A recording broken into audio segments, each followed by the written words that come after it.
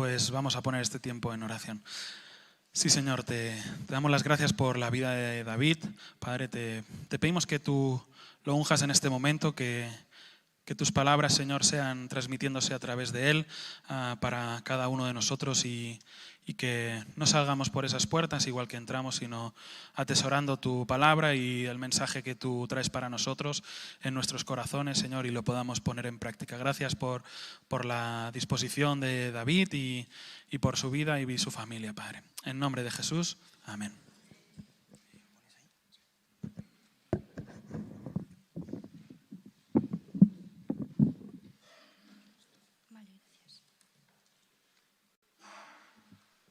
Buenos días, hermanos. Vamos a estar leyendo hoy Isaías 53, del 3 al 7. Despreciado y desechado entre los hombres, varón de dolores, experimentado en sufrimiento, y como que escondimos de él el rostro, fue menospreciado y no lo estimamos. Ciertamente llevó él nuestras enfermedades y sufrió nuestros dolores, pero nosotros lo tuvimos por azotado, como herido y afligido por Dios. Mas él fue herido por nuestras rebeliones, molido por nuestros pecados, por darnos la paz. Cayó sobre él el castigo, y por sus llagas fuimos nosotros curados. Todos nosotros nos descarriamos como ovejas. Cada cual se apartó por su camino, mas Jehová cargó en él el pecado de todos nosotros. Angustiado él y afligido, no abrió su boca. Como un cordero, fue llevado al matadero, como una oveja delante de sus trasquiladores. Enmudeció, no abrió su boca.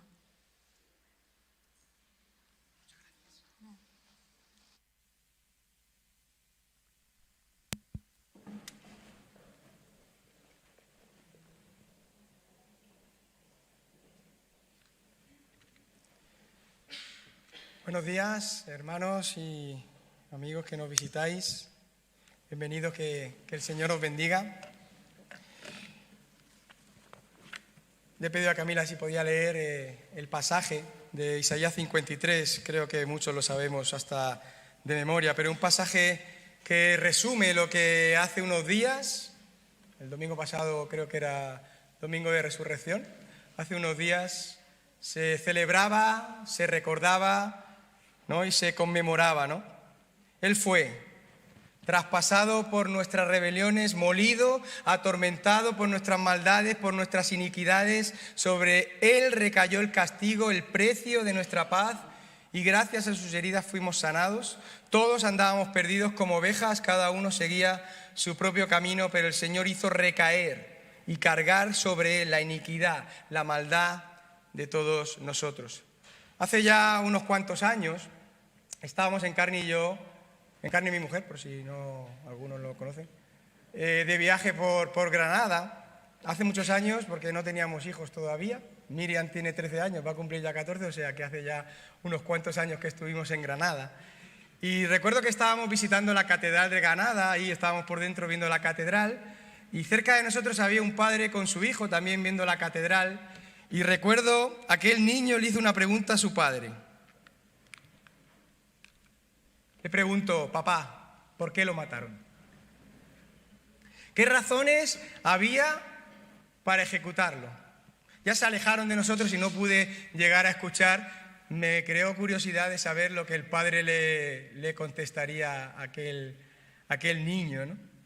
Pero os he traído esa pregunta de hace ya tantos años esta mañana, para que le intentemos contestar, ¿no?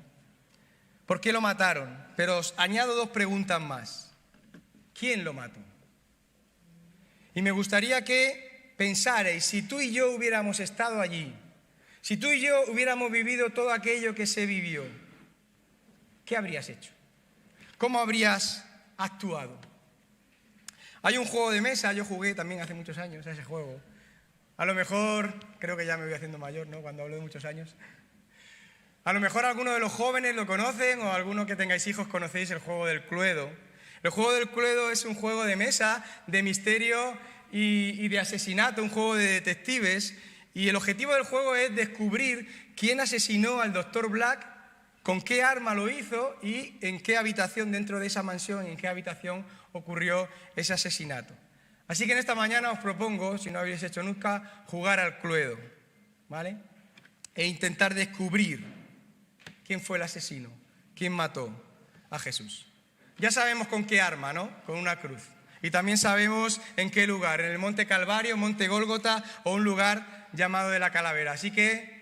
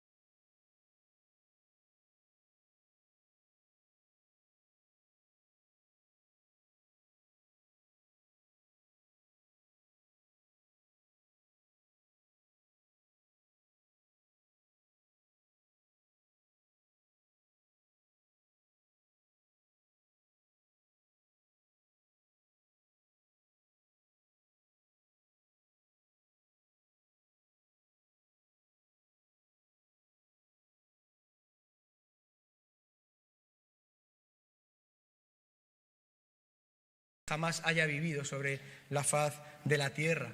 El propio Señor Jesucristo confrontó a sus enemigos diciéndole: ¿quién de vosotros me redarguye de pecado? ¿Quién de vosotros puede demostrar que yo tengo algún pecado? Y se tenían que callar. Nadie podía echarle nada en cara, nadie podía criticar nada. El apóstol Pedro atestigua que no hizo pecado, Jesús no hizo pecado, no se halló engaño en su boca, no mintió, que cuando le maldecían no respondía con maldición, cuando padecía que juzga justamente. Pero claro, Pedro era su discípulo, ¿no? No iba a hablar mal de su maestro, no iba a criticar a su maestro, ¿no? El centurión, la multitud que estaba allí viendo todo aquello. Fijaros, ese centurión encargado de la ejecución de Jesús llegó a darse cuenta de que habían dado muerte a un hombre justo. Dice que cuando el centurión vio lo que había acontecido, dio gloria a Dios diciendo: verdaderamente este hombre era justo, era inocente. Y la multitud de los que estaban presentes en ese espectáculo, viendo lo que había acontecido, se volvían golpeándose el pecho. Otro ejemplo más, uno de los ladrones que estaba crucificado con Jesús ahí a su lado, también entendió que Jesús no había hecho nada malo y que no merecía morir. Dice allí en Lucas: nosotros a la verdad padecemos porque recibimos lo que merecieron nuestros hechos, mas este ningún mal hizo. Y el último, Pilato, el gobernador romano que finalmente dio la orden para que se efectuara esa sentencia, esa ejecución, en varias ocasiones le dijo a los judíos que él no hallaba ningún delito en Jesús. Dice Juan 18 que cuando hubo dicho esto, salió otra vez a los judíos y le dijo: yo no hallo en él ningún delito. Y en el capítulo 19, entonces Pilato salió otra vez y le dijo: mirad, os lo traigo fuera para que entendáis que ningún delito hallo en él. Pero a pesar de todo esto, a pesar de ser inocente, aquella acción, aquella injusta acción se llevó a cabo con todo su horror, con toda su intensidad. Jesús nunca hizo nada que mereciera tal horrible muerte, porque dice Hebreos que él era santo, inocente, sin mancha, apartado de los pecadores y hecho más sublime que los cielos. Él era, después de todo, el Hijo de Dios.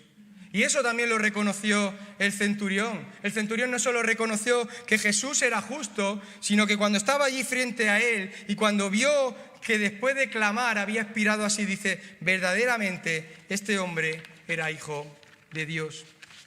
Y podríamos decir que aquello no fue la injusticia del siglo, la injusticia del milenio. Aquello fue la injusticia de la historia de toda la humanidad. Yo pregunto entonces, si no había razones, si no había motivos, si Jesús era inocente, si era justo, ¿qué ocurrió para que su muerte al final se llevara a cabo? ¿Cuál fue ese complot que se ideó para dar muerte a Jesús? Y a veces tenemos que reconocer que tendemos a echarle la culpa a los demás, ¿no? sobre todo los hombres, le echamos más la culpa, sobre todo a las mujeres, ¿no? A veces pasa, ¿no? Ese es el pecado original. Adán le echó la culpa a Eva. Pero la mayoría de las veces cuando intentamos echarle la culpa a los demás, no es ni más ni menos que un intento de liberarnos nosotros mismos de nuestra culpa. ¿No? No sé si os ha pasado. Adán culpó a Eva, a veces nosotros culpamos a nuestras esposas, culpamos a nuestros maridos, le echamos la culpa a nuestros hijos, le echamos la culpa a otros familiares, a nuestros compañeros del trabajo, a nuestros amigos, incluso a nuestros hermanos. ¿No? Y la pregunta que debió hacerse desde antaño, que debería continuar haciéndose hoy en día, no es tanto quién lo mató, sino quiénes realmente causaron su muerte. ¿Quiénes son los culpables? Así como os he dicho, sacar la lupa de detectives y vamos a ver a 4 posibles sospechosos, 4 posibles culpables. Y el primero de ellos, primer posible culpable o sospechoso, los líderes religiosos judíos. ¿Qué motivo tenían los líderes religiosos judíos? Pues impedir que Jesús usurpara la autoridad que ya ellos tenían. Y vamos a, como os he dicho, vamos a analizar las pistas. Yo os voy a dar 3 pistas, ¿vale? Pista número 1. Los líderes religiosos judíos estaban celosos, tenían envidia porque Jesús resulta que era muy popular entre el pueblo, entre la multitud. Dice ahí en Mateo 7 que cuando Jesús terminó de decir estas cosas, las multitudes se asombraron de su enseñanza porque les enseñaba como quien tenía autoridad y no como los maestros de la ley. Pista número 2. Los líderes religiosos judíos fueron ellos los que condenaron a Jesús a muerte por blasfemia. Dice Mateo 26, el sumo sacerdote le dijo: te conjuro por el Dios viviente que nos digas si eres tú el Mesías, el Cristo, el Hijo de Dios. Y Jesús le dijo: tú lo has dicho. Y además os digo que desde ahora veréis al Hijo del Hombre sentado a la diestra del poder de Dios y viniendo en las nubes del cielo. Y entonces el sumo sacerdote rasgó sus vestiduras diciendo: las palabras de este hombre son una ofensa contra Dios. Ha blasfemado. ¿Qué más necesidad tenemos de testigos? He aquí ahora mismo habéis oído su blasfemia. ¿Qué os parece? Y respondiendo ellos dijeron: es reo de muerte. Entonces le escupieron en el rostro y le dieron puñetazos y otros le abofeteaban. Y pista número 3. Los líderes religiosos judíos no tenían la autoridad para ejecutar la pena de muerte. Dice Juan capítulo 18. Entonces le dijo Pilato: tomadle vosotros y juzgadle vosotros según vuestra ley. Y los judíos le dijeron: a nosotros no nos está permitido dar muerte a nadie, matar a nadie. Jesús tuvo muchos enemigos. Incomodó a los pudientes, a los que ocupaban cargos o puestos de relevancia, a los oficialmente reconocidos de su tiempo, de su época. Muchos tenían sus razones o habían ideado sus razones, ¿no?, para deshacerse de él. Pero los que lo querían muerto no era el pueblo, no era la población en general, ¿no? Eran los dirigentes civiles, los principales sacerdotes, los escribas, los fariseos. Estos eran, como podemos ver una y otra vez en los evangelios, quienes buscaban decididamente eliminarlo, quitarlo del medio. Y fueron ellos fueron los principales instigadores, los que manipularon al pueblo, ¿no?, para que presionara a Pilatos, para que dictara esa sentencia de muerte, ¿no? Fijaros en Mateo 15, dice: mas los principales sacerdotes incitaron a la multitud para que les soltase más bien a Barrabás. Aquellos a los que Jesús había hablado, entre los cuales había enseñado, entre los cuales había obrado milagros, los mismos que unos días antes, ese domingo de Ramos, llenaban las calles y le daban la bienvenida a Jerusalén como ese Mesías profetizado, el Hijo de David. Aquella multitud, dice Mateo, que era muy numerosa, tendía sus mantos en el camino, cortaban ramas de los árboles, las tendían en el camino, y toda la gente que iba delante y detrás aclamaba diciendo: hosana al Hijo de David, bendito el que viene en el nombre del Señor, hosana en las alturas. Resulta que ahora estaban desilusionados y preferían liberar a Barrabás, a un delincuente, a un homicida, y pedían la muerte de Jesús. Crucifícalo, crucifícalo. Así que, como resumen de la evidencia de este primer posible sospechoso o culpable, podemos decir que los líderes religiosos judíos tenían un motivo, o más bien habían ideado un motivo para matar a Jesús. Ellos lo condenaron a muerte por blasfemia. Pero resulta que no tenían la oportunidad de matarlo porque legalmente no podían ejecutar esa sentencia sin la ayuda del sospechoso número 2. Y ya sabéis quién puede ser ese sospechoso. El gobierno romano, ¿no? Pero más concretamente hay una persona, Pilato, el gobernador romano. Los romanos también fueron culpables de su muerte. Pilato sabía que Jesús era inocente y aún así lo sentenció. Y los soldados ejecutaron esa sentencia según la acostumbrada manera romana, ¿no? Una brutal paliza, una horrenda flagelación a latigazos. Muchos se morían ya con los latigazos que se le daban, ya no podían ni aguantar. Un maltrato físico, pero no solo un maltrato físico, sino un maltrato emocional y psicológico, burlas, escarnio. Y después de todo eso, la crucifixión, ¿no?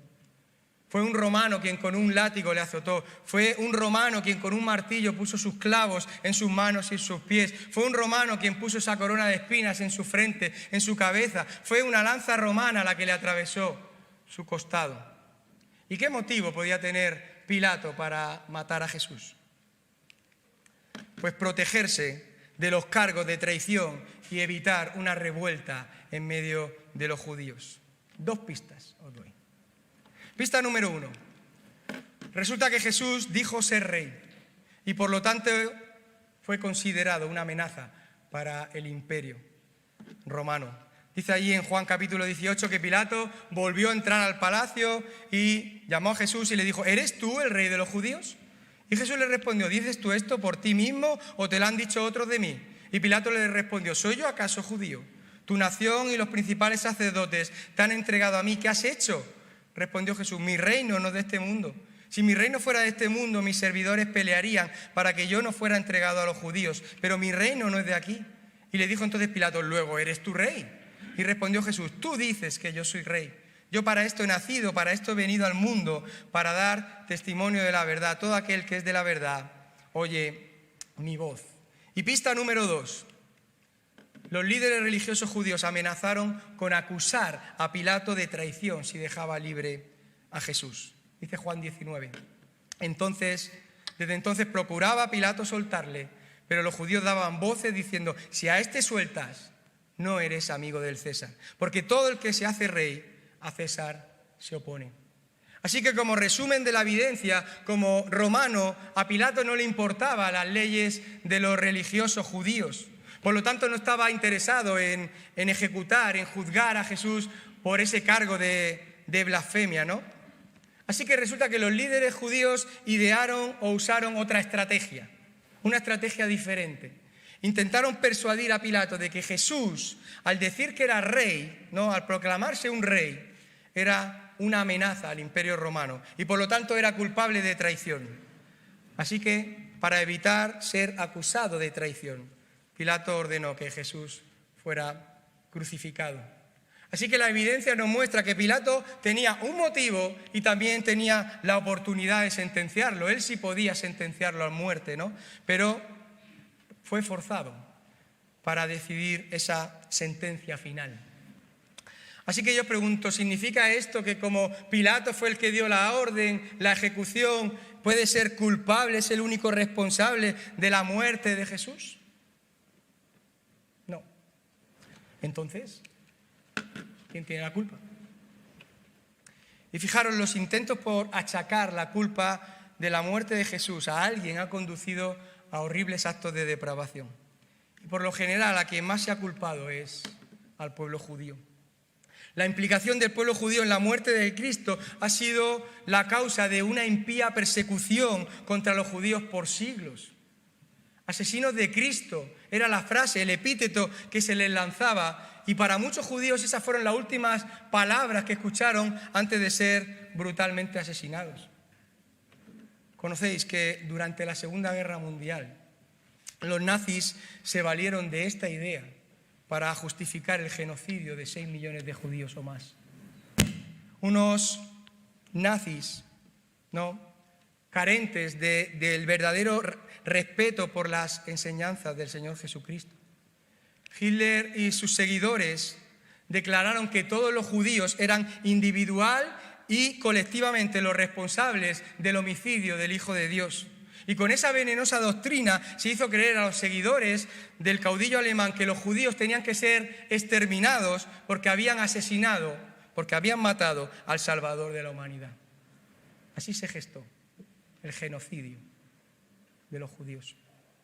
Pero sin embargo, el concepto de que el pueblo judío es el único y el absoluto responsable de la muerte de Cristo no tiene ninguna base bíblica. Pero fijaros, tristemente, ese concepto no se originó con los nazis.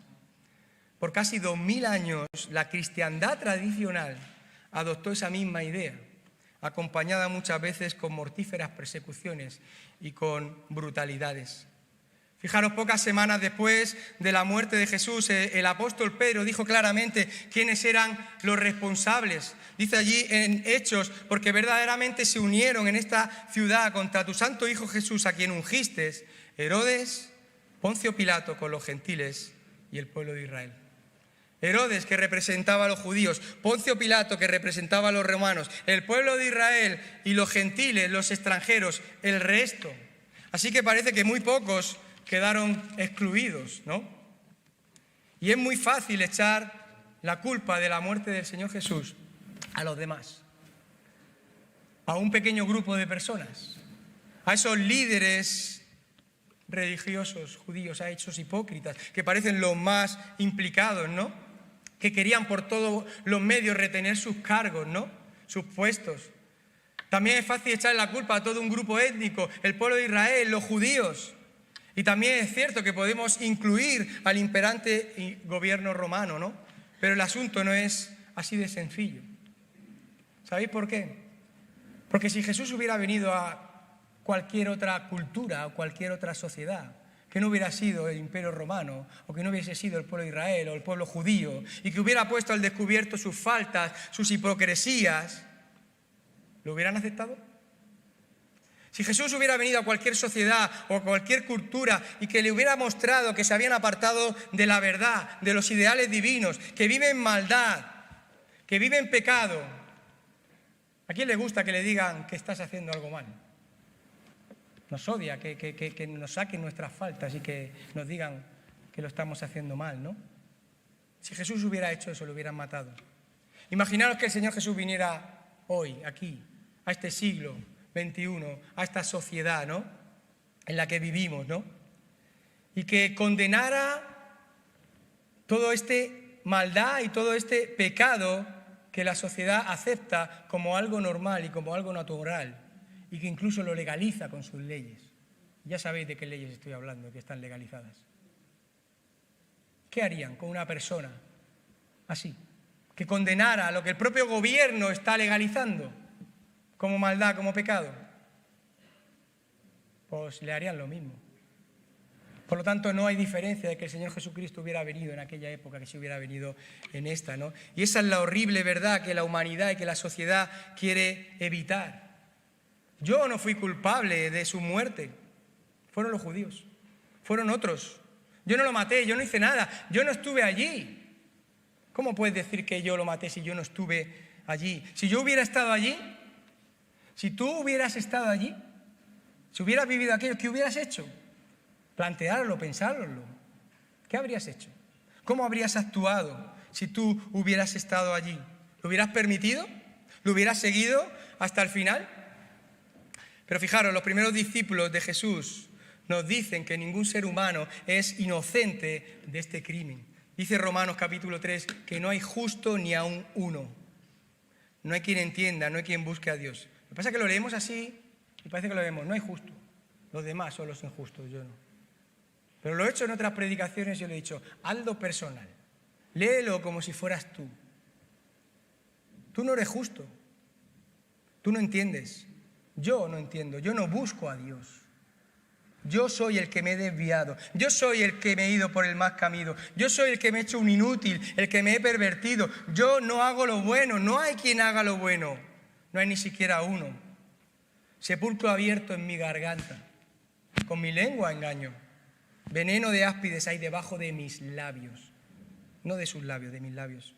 Mi boca está llena de maldición y de amargura. Mis pies se apresuran para derramar sangre. Quebranto y destrucción y miseria hay en mis caminos, y no he conocido camino de paz, porque no hay temor de Dios delante de mis ojos. Lo leemos y como dice, sus ojos, sus caminos son otros, ¿no? Pero no son otros, somos nosotros, ¿no? Y este versículo es una descripción de cómo somos, de cómo es la naturaleza del ser humano. Somos así. Poned las noticias y vais a ver esto, ¿no? Mis pies se apresuran para derramar sangre. ¿Cuánta sangre estamos viendo con la guerra? Veneno de áspides hay debajo de nuestros labios. Amargura. Y el problema es ese, ¿no? Que la sociedad no quiere ver, no quiere entender. Fijaros, hasta el propio apóstol Pablo estaba convencido de su propia culpabilidad. Dice en 1 de Timoteo, esto es muy cierto, y todos deben creerlo, que Cristo Jesús vino al mundo para salvar a los pecadores, de los cuales yo soy el peor de todos. Yo soy el primero. Él se ponía como el peor de todos los pecadores. ¿Podemos llegar a decir, como el apóstol Pablo, que yo soy el peor? ¿No? Así que aunque no hayas estado allí, tú y yo somos cómplices de la muerte de Jesús. Y alguno dirá, pero David, se te está yendo la pinza. ¿Cómo va a ser eso posible? Si yo no estuve allí, si yo no lo maté, si yo no hice nada. Así que como posible culpable o sospechoso número 3, tú y yo, la humanidad entera, ¿no? Los pecadores. ¿Y qué motivo? ¿Qué motivo podían tener los pecadores, no? Pues poner su pecado, su maldad, la paga de su pecado y su maldad, no, la paga del mundo sobre una persona inocente, justa y sin pecado. Yo os doy 3 pistas. Pista número 1. Todos han pecado y necesitan un Salvador. Dice Romanos, todos han pecado y están destituidos, están privados, están lejos de la gloria de Dios. Pista número 2. El castigo por el pecado es la muerte, dice ahí en Romanos, porque la paga del pecado es muerte, mas la dádiva, el regalo de Dios es vida eterna en Cristo Jesús, Señor nuestro. Pero no es solo la muerte física que vemos y que conocemos, sino también una muerte espiritual. Dice Apocalipsis 20:15, el que no se halló inscrito en el libro de la vida fue lanzado al lago de fuego, que es la muerte segunda. Y pista número 3. La única esperanza para los pecadores es que una persona perfecta, inocente, sin mancha, justa, sufriera el castigo en su lugar. Y eso es lo que dice 1 de Pedro, porque Cristo murió por los pecados, una vez por todas, el justo por los injustos, así para llevarnos a Dios. Él sufrió la muerte en su cuerpo, pero el Espíritu hizo que volviera a la vida. Así que como resumen de la evidencia, los pecadores, la humanidad entera, tú y yo definitivamente teníamos un motivo, o más bien, en vez de un motivo, una necesidad para que Jesús muriera. Y es que lo hiciera como castigo por el pecado que nos tocaba pagar a nosotros. Sin embargo, los pecadores no tenían la oportunidad de matar a Jesús, porque la salvación era el plan de Dios, no era el plan de la humanidad, del ser humano. Los pecadores no podían forzar. Los pecadores, nosotros, no podíamos ni siquiera esperar, ¿no?, que Jesús muriera como castigo por nuestros pecados. Fijaros, el apóstol Pablo, reconociendo su pasado como fariseo, dice en 1 de Timoteo, anteriormente yo era un blasfemo, un perseguidor, un insolente, pero Dios tuvo misericordia de mí, porque yo era un incrédulo y actuaba con ignorancia. Y ese es el problema de este mundo y de esta sociedad, la ignorancia. Ignorar todo esto. Una sociedad incrédula, una sociedad ignorante, una sociedad que no quiere ver, que no quiere entender. El mismo apóstol Pablo dice, en el tiempo señalado, Cristo murió por los malvados. Y la humanidad sencillamente no quiere creer, quiere seguir permaneciendo en su ignorancia, no sabiendo lo que hace al permanecer en esa ignorancia, lo que esa actitud significa para su vida y para su destino eterno. Y hablando de ignorancia, el propio Señor Jesucristo dice en Lucas, Padre, perdónalos, porque son unos ignorantes, porque no saben lo que hacen, no saben lo que están haciendo. Pero resulta que Dios sí sabía lo que está haciendo, lo que estaba haciendo. Dios sí sabe lo que hace. Y la realidad es que un día toda la humanidad lo sabrá también. La sociedad o el mundo en general puede taparse los ojos, puede mirar hacia otro lado, puede declararse ateo, agnóstico, incrédulo, ¿no? Ignorante, que no quiere saber nada, puede rechazar a Dios. Pero fijaros, todos y cada uno de nosotros un día estaremos frente a frente, cara a cara, delante de aquel que fue traspasado por ti, que fue el que dio su vida por ti, ¿no? Y que derramó hasta la última gota de su sangre por ti. Entonces, cuando estés, que lo estarás, cara a cara, frente a frente, delante de Dios, ¿qué vas a hacer? ¿Qué le vas a decir?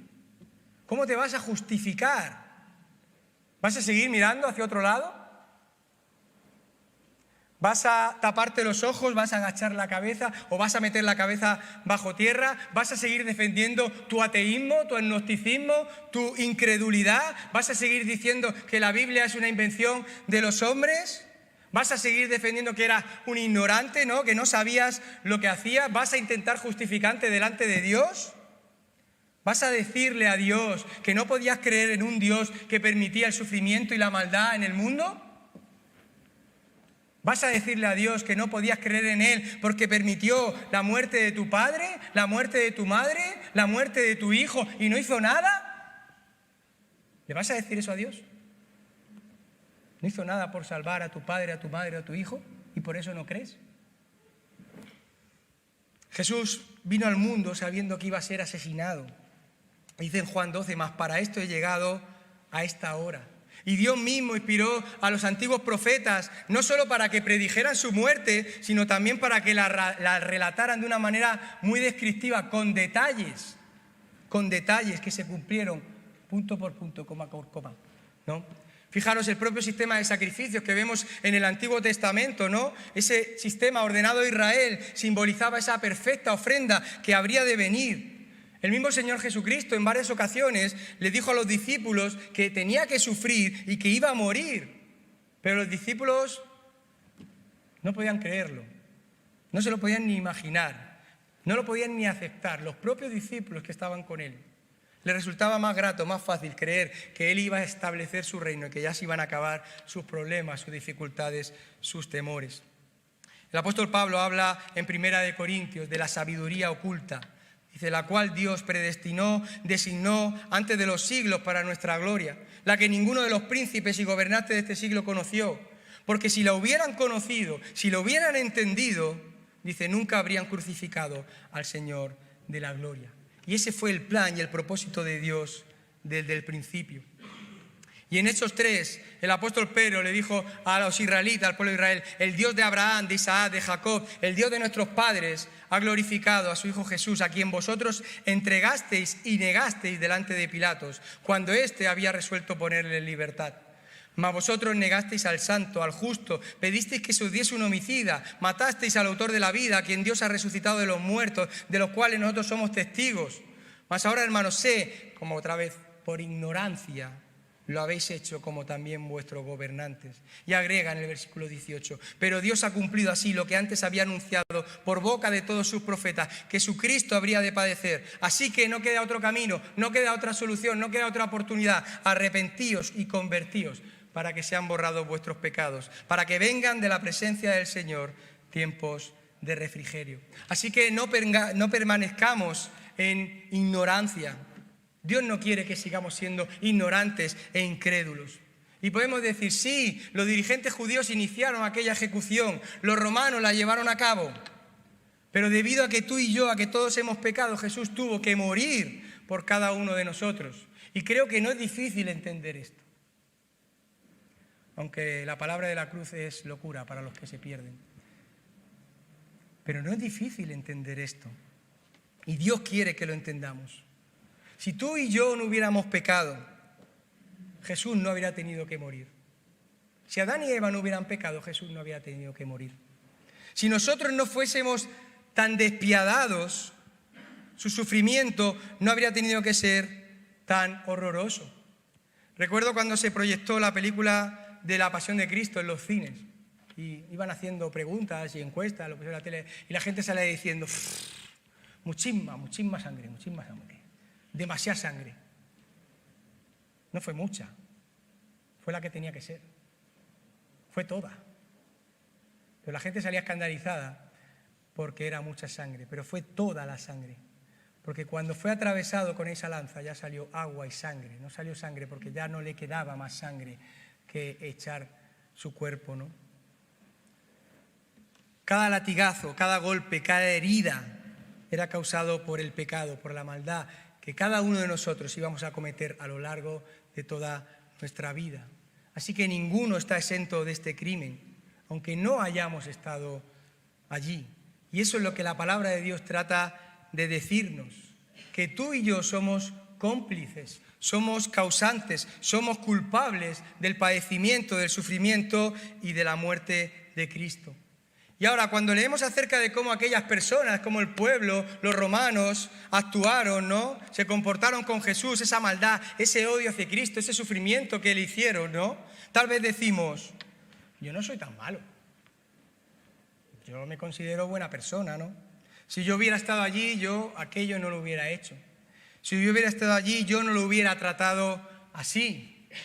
No sé si podemos llegar a pensar de esa manera, pero nos equivocamos en dos cosas, si decimos eso y si pensamos eso. La primera es, os pregunto, ¿existe alguna diferencia entre la forma en que nosotros nos comportamos con nuestros semejantes, con los que tenemos a nuestro lado?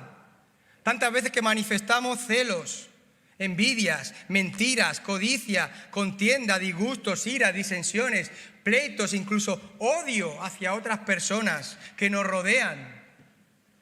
Y lo que aquellas personas le hicieron a Jesús. ¿Hay diferencia? El Señor Jesús mismo nos da la respuesta. Dice en Mateo capítulo 5, de cierto digo que cuanto lo hicisteis a uno de estos mis hermanos más pequeños, a mí lo hicisteis. Si tú has tratado con odio a otro ser humano, has tratado con odio a Jesús. Si en tu vida ha habido envidias, mentiras, celos, pleitos, broncas, disensiones contra otra persona, se lo hiciste también a Jesús. Y es porque el pecado es pecado y no importa quién sea la víctima. Y por mucho que la ciencia avance y por mucho que la medicina avance, nunca se va a descubrir una solución, un remedio, una vacuna, un tratamiento para el pecado y la maldad que habita en el interior de cada ser humano. Y si Jesús no hubiera sido nuestro remedio y no hubiera pagado la pena de muerte, entonces ese sería nuestro castigo. Así que me pregunto, ¿cómo podemos descargar la culpa de la muerte de Cristo en otros, y echarle la culpa a otros, cuando nosotros también tuvimos parte en ella? Y segundo, si hubiéramos estado allí, os lo vuelvo a decir, cierra los ojos y piénsalo. Si yo hubiera estado allí, ¿realmente hubiera actuado mejor? ¿Realmente hubiera procedido mejor? Hay una canción, que es la que voy a poner al final, que dice así: si hubiera estado allí, a lo mejor la conocéis, entre la multitud, que tu muerte pidió, que te crucificó, lo tengo que admitir, hubiera yo también clavado en esa cruz tus manos, mi Jesús. Si tú y yo hubiéramos estado allí, ya lo he dicho, hubiéramos gritado también, crucifícale, crucifícale, porque no nos gusta que nos digan la maldad que hay en mí, no nos gusta. Judas, que al principio fue un apasionado discípulo, lo traicionó por dinero. Dice Mateo que Judas le dijo: ¿qué me queréis dar y os lo entregaré? Y ellos le asignaron 30 piezas de plata y desde entonces buscaba oportunidad para entregarle. El apóstol Pedro, su más entusiasta seguidor, le dijo: aunque me sea necesario morir, contigo no te negaré. Y todos los discípulos dijeron lo mismo. Pero cuando el Señor Jesucristo estaba siendo juzgado, Pedro lo negó 3 veces. Y si hubiera tenido más ocasiones, más veces lo hubiera negado, seguro. Los otros discípulos que le habían ahí asegurado esa lealtad hasta la muerte, ¿sabéis lo que hicieron? Huyeron. La noche en que el Señor Jesucristo fue arrestado, los otros discípulos salieron huyendo. Cuando Jesús estaba siendo juzgado, no hubo nadie que lo defendiera, ni siquiera sus propios discípulos, los que estaban con él. Nadie lo apoyó, nadie estuvo a su lado. Jesús se quedó solo en los últimos momentos en aquella cruz. Cerca de la hora 9 clamó a gran voz: Elí, Elí, lama sabactani, Dios mío, ¿por qué me has desamparado?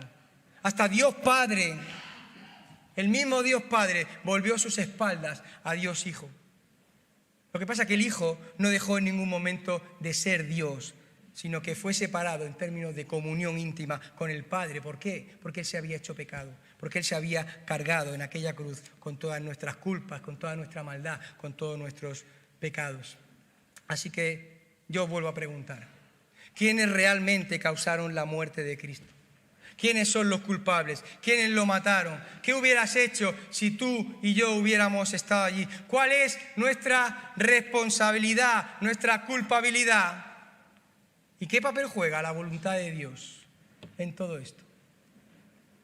Pilato sabía que Jesús era inocente, pero por el que da bien,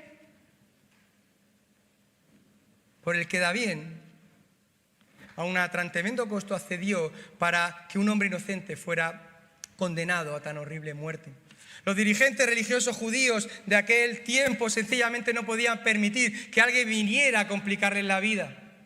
El pueblo, la multitud, solo vino a ser parte de la turba. Y todos nosotros, aunque no estuvimos allí, debido a nuestra maldad, debido a nuestro pecado, también somos culpables. Pero fijaros, en última instancia, nuestra redención del pecado por medio del sufrimiento, de la muerte, de la resurrección de Jesucristo, fue posible porque era la voluntad del sospechoso número 4. Era la voluntad de Dios Padre y de Jesús mismo. Así que como último posible sospechoso y posible culpable, Jesús mismo. Y alguno dirá, ¿qué estás diciendo, David? ¿Jesús es sospechoso, culpable de su propia muerte? ¿Qué motivo tenía Jesús? Pues el motivo de Jesús fue dar libremente su vida como castigo por los pecados del mundo. 3 pistas. Pista número 1. Jesús predijo su propia muerte y su resurrección. Dice en Lucas, tomando Jesús a los 12, le dijo: he aquí, subimos a Jerusalén y se cumplirá todas las cosas escritas por los profetas acerca del Hijo del Hombre, pues será entregado a los gentiles, será escarnecido, afrentado, escupido, y después que lo hayan azotado lo matarán, mas al tercer día resucitará. Pista número 2, la Biblia dice que Jesús murió por el perdón de los pecados. Dice ahí 1 Corintios, porque primeramente os he enseñado lo que asimismo recibí, que Cristo murió por nuestros pecados conforme a lo que estaba ya escrito en las Escrituras. Fue sepultado y resucitó el tercer día conforme a lo que estaba ya escrito en la palabra de Dios. Y pista número 3. La resurrección de Jesús prueba su motivo. Dice Romanos, por medio de sus profetas ya lo había prometido en las Sagradas Escrituras. Este Evangelio habla de su Hijo, que según la naturaleza humana era descendiente del rey David, pero que según el Espíritu de Santidad fue designado con poder Hijo de Dios por la resurrección. Él es Jesucristo, nuestro Señor. Así que como resumen de todas las evidencias, de todos los posibles sospechosos, podemos decir que ciertamente los líderes religiosos judíos comenzaron ese proceso para matar a Jesús, condenándolo falsamente por blasfemia. Pilato, buscando sus propios intereses, ordenó que Jesús fuera crucificado por traición al decir ser rey. Además, los pecadores necesitaban una persona perfecta, santa, justa, sin pecado, que pagara esa sentencia de muerte.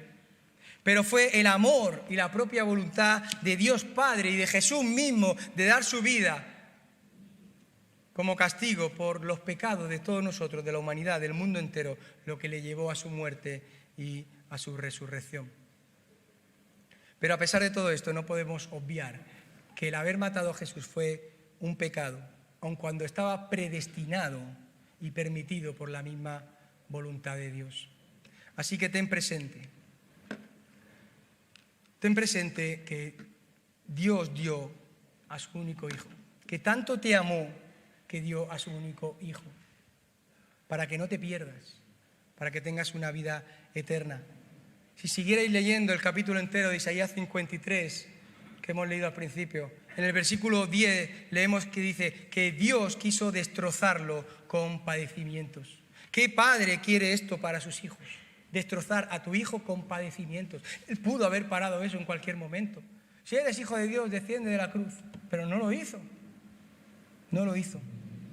¿Por qué? Sigue diciendo ahí en ese versículo 10 de porque Él ofreció su vida como sacrificio por el pecado. El propio Señor Jesucristo dijo: yo pongo mi vida, nadie me la quita, sino que yo de mí mismo la pongo. Tengo poder para ponerla, tengo poder para volverla a tomar.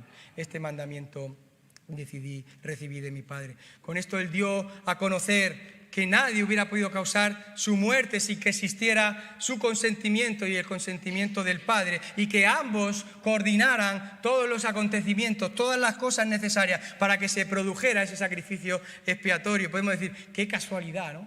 Qué coincidencia que se dieran todas las circunstancias y se cumpliera todo lo que los profetas habían dicho y profetizado antes.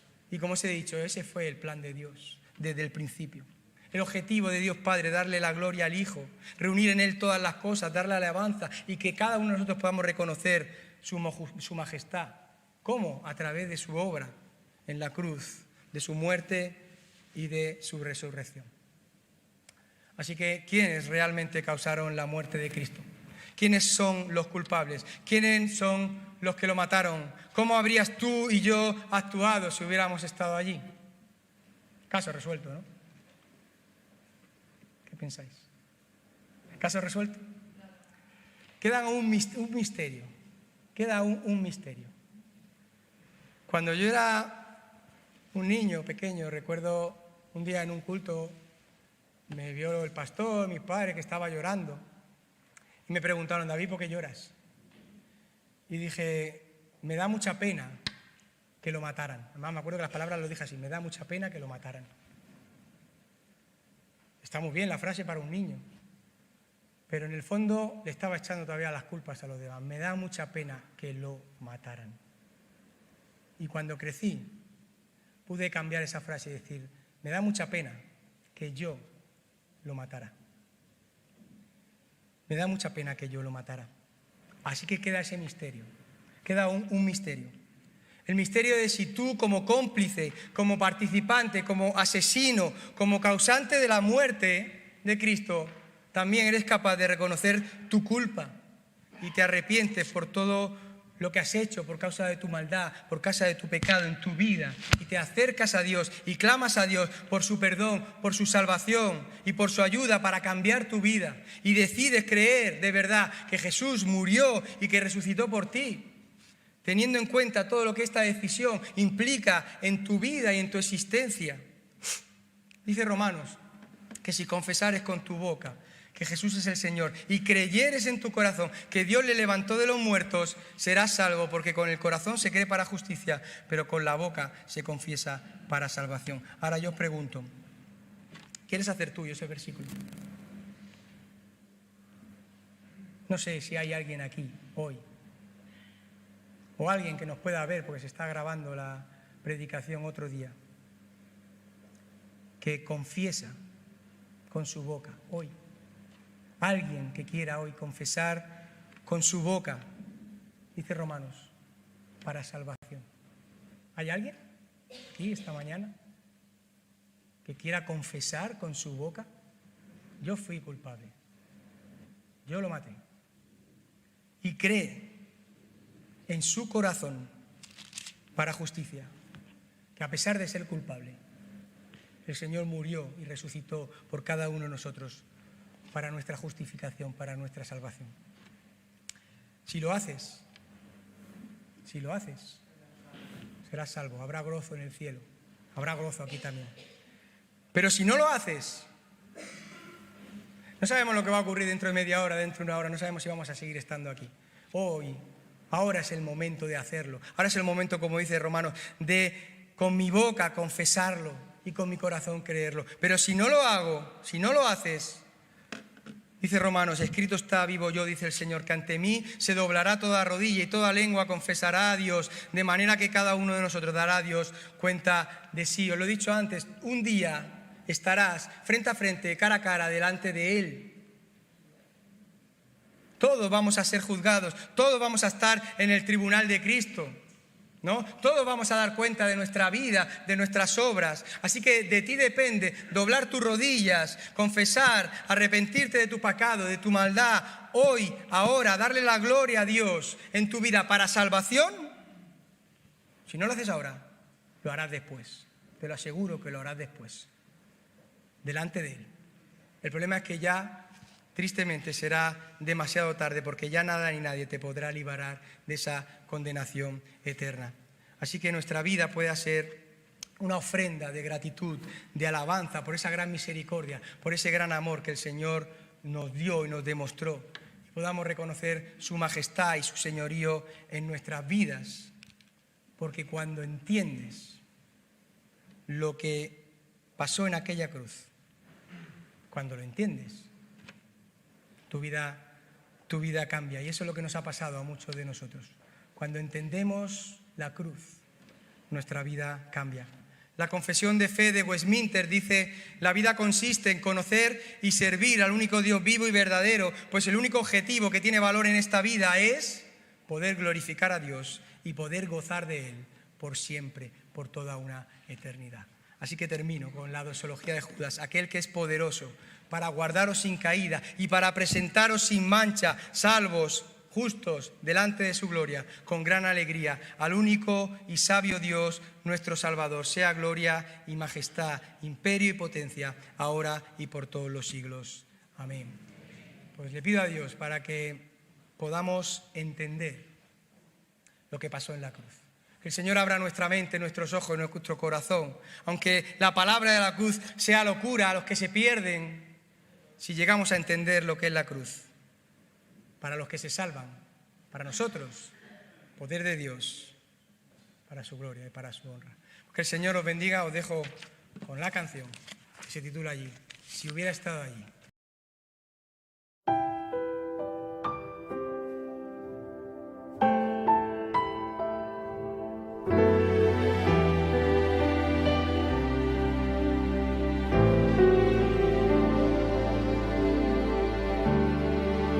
Si hubiera estado allí, entre la multitud que tu muerte pidió, que te crucificó, lo tengo que admitir, hubiera yo también clavado en esa cruz, tus manos, mi Jesús. Si hubiera estado allí,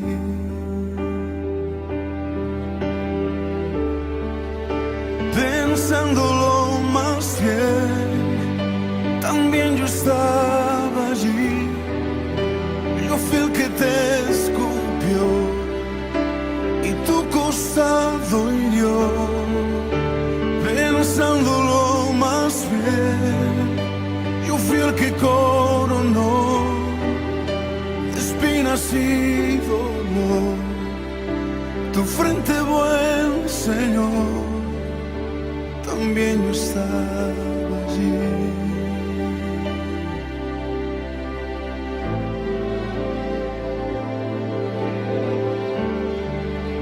Si hubiera estado allí, al pie de aquella cruz, oyéndote clamar al Padre en soledad, lo tengo que admitir, te hubiera yo también dejado así morir, mirándote sufrir, si hubiera estado allí.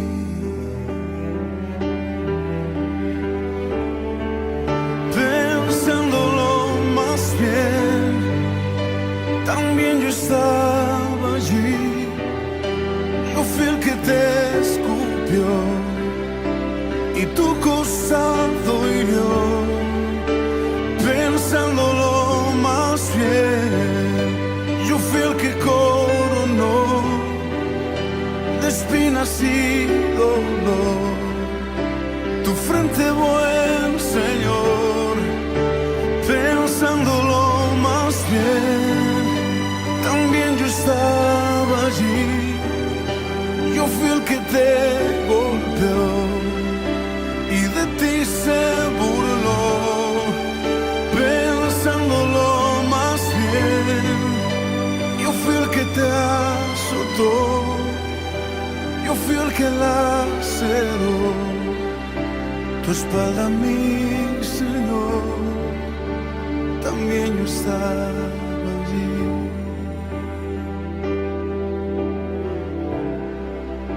También yo estaba allí.